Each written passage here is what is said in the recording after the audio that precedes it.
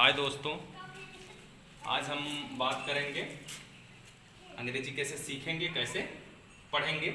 इस टॉपिक पे हम आगे चर्चा करेंगे। आज लेसन नंबर 1 हम पढ़ेंगे।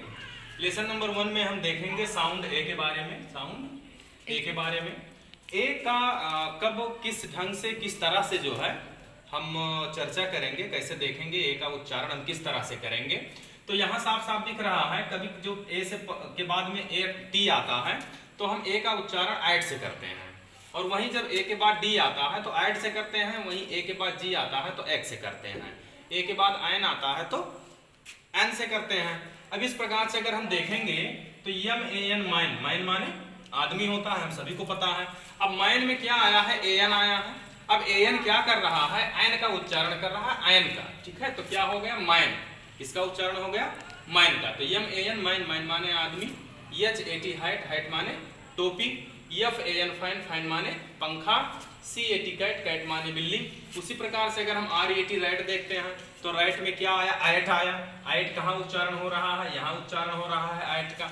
राइट मतलब चूहा, माइट है, माइट में भी आयट का उच्चारण हो रहा है, बैट हो रहा है। तो उस प्रकार से जो ए का साउंड है, ए का साउंड आज हम कुछ जो है चीजों पे देख करके पढ़ेंगे। एक बार हम देखेंगे कि अगर ए के बाद टी आता है तो उसका उच्चारण आयट होता है। अब आयट में क्या होता है, आय का मात्रा और अंत में टा जुड़ जाता है, ठीक। अगर ए के बाद में क्या आता है, डी आता है तो डी का उच्चारण क्या होता है, आयट से जुड़ जाता है। उसी प्रकार से ए के बाद अगर जी आता है तो एग हो जाता है।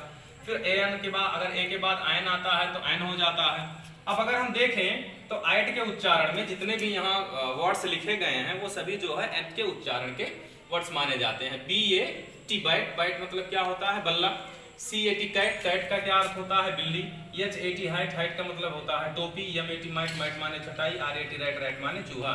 ये जितने भी वर्ड हैं इन सभी वर्डों में क्या है कि आयट का उच्चारण किया गया है। किसका उच्चारण किया गया है, आयट का उच्चारण किया गया है। अब अगर हम एडी की बात करें तो क्या है, ऐड, ए के बाद में अगर डी आता है तो हम उसका उच्चारण ऐड से करेंगे।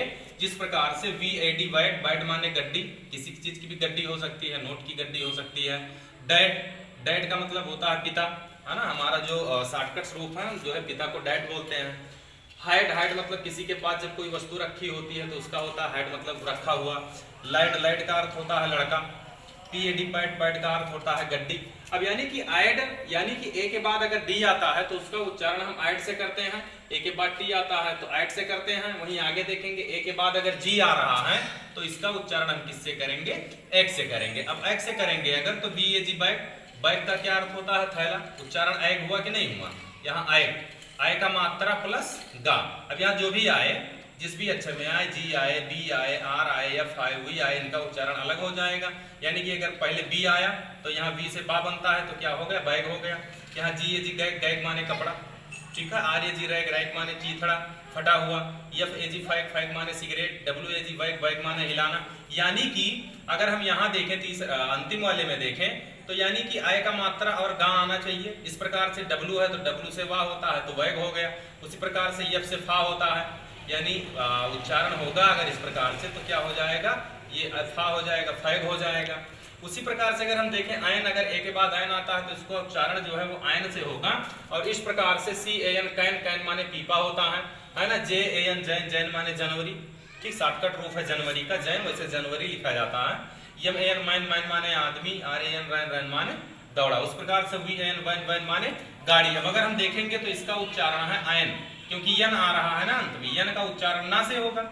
और जो ए का स्पेशली अगर हम मान के चले, जो ए है यहाँ हम स्पेशली ए का उच्चारण आय के मात्रा से किए हैं। यानी जितने में भी है अगर हम देखेंगे तो आय का है, यहाँ देखेंगे तो आय है, यहाँ देखेंगे तो आय है, यहाँ देखेंगे तो आय है, यहाँ देखेंगे तो आय है।